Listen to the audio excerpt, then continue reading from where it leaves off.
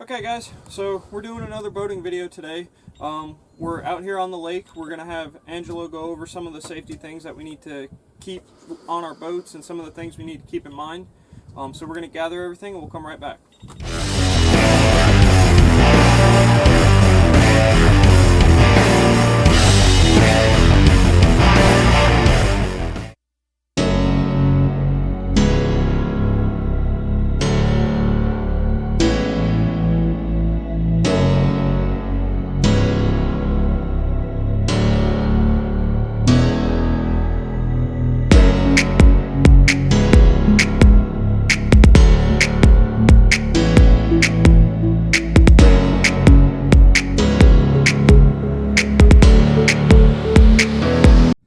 So obviously we're on a boat. Number one safety, life jackets. Make sure everybody has a life jacket. Make sure the weight rating is correct for the life jackets. Also, adults got to have the life jacket on the boat. Not required to wear them. It is advised to wear them. Kids, they've got to have their life jackets on at all times. After life jackets, I would actually real quick, this is my jacket here, and we do a lot of kayaking, and I actually just keep my whistle on a little carabiner right there that clips, so it's nice and handy when I'm in the kayak. And it is advised that you write your name and an emergency contact phone number on them. I've got it on the outside here. Probably when I get another one, I'll put it on the inside, but it is you just never know what's going to happen. So this is an excellent idea. I never even thought about that. Hey, teaching me stuff. So next thing is make sure we have a first aid kit on the boat. Never know what's going to happen. You're required to have one. It's always a good idea. And also make sure that everything in it's up to date.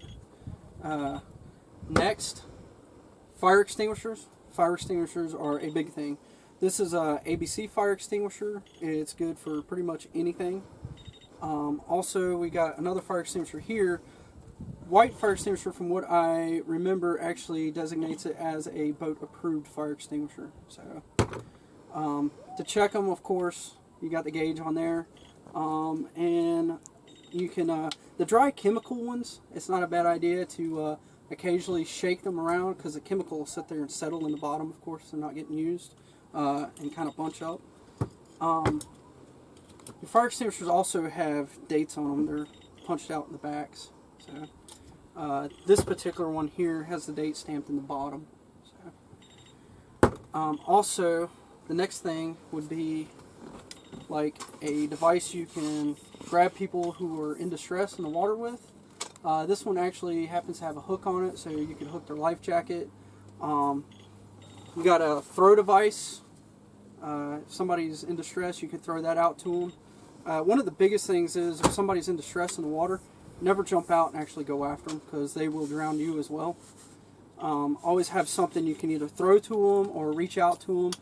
If you don't have something like this, you are required to have a paddle on your boat as well, so you can reach for them with the paddle. So that's some of the basic safety stuff. Can you think of anything, Nick? Just other than that, make sure you have a signaling device. You are required to have lights on your boat to indicate which direction you're going. You want to make sure that all those work. And the best defense is always a good offense. So just make sure that you before you go out on the water, you know what the rules are. Whether you are in a powered boat like a motorboat or a speedboat or something like that, or in a kayak or a canoe. If you're in a canoe or a kayak or something like that, same rules apply on the water as they do on the road. Tonnage has the right of way. If somebody runs you over in a kayak with a speedboat, you're going to get hurt. They're more than likely going to be fine. So just keep that in mind when you're out there. And if you are in a speedboat and there's people that are out kayaking and canoeing and stuff, you don't want to be the guy that's responsible for running somebody over and ruining everybody's day on the lake. So, just have a little bit of common courtesy for everybody. Also, as far as boater safety goes, I think it's all across the United States now. You're required to take a boater safety course so that you can get licensed for a motored boat. Even if you're not planning on driving a boat or anything like that, it's a really good idea to take that course. You can go to boatersed.com.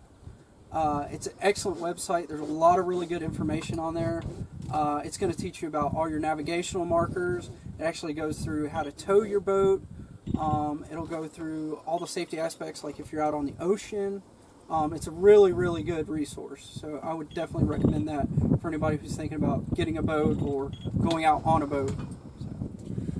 Okay guys, so we're going to come back on this video with a quick update real quick. This is Big Tom. This is actually his boat that we're on today. He's letting us film off of. So he had a couple more things that he wanted to recommend as things to keep with you. Okay, for one thing, I always keep, it's hard to keep up with a small whistle on the boat.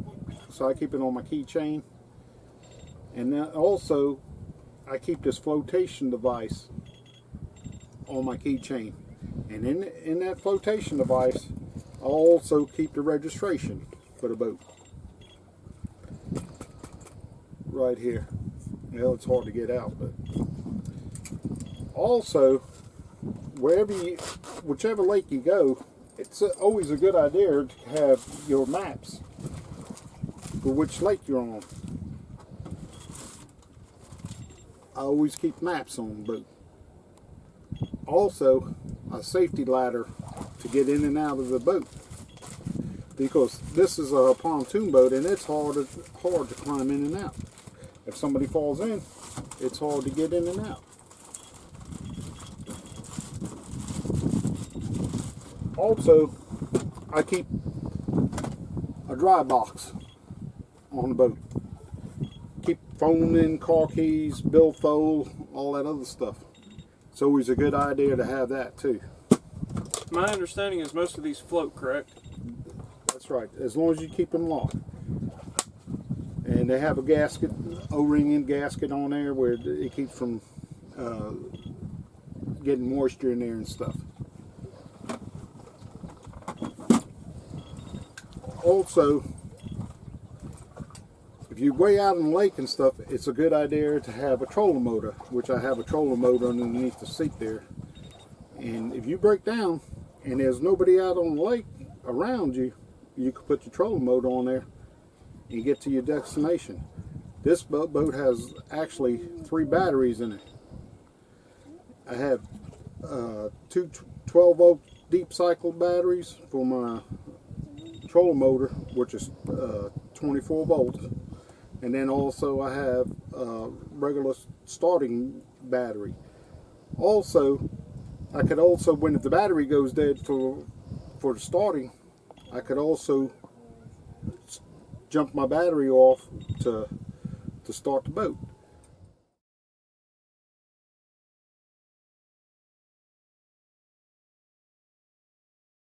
Alright, I think that's everything. Thanks again for doing this for us, and I'm sure we'll have you in some more videos. Yeah, man.